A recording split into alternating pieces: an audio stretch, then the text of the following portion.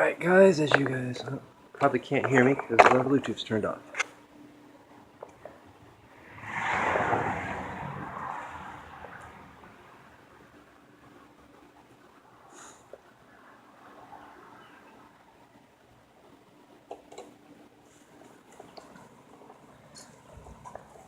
Well, as you guys can see, that's what it looks like.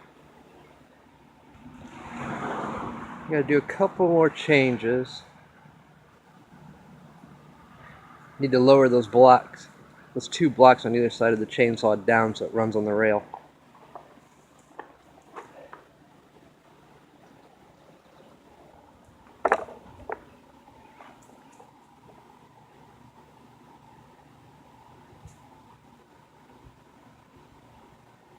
But other than that, this thing should be good to go. We'll finish it up tomorrow afternoon and give it a try.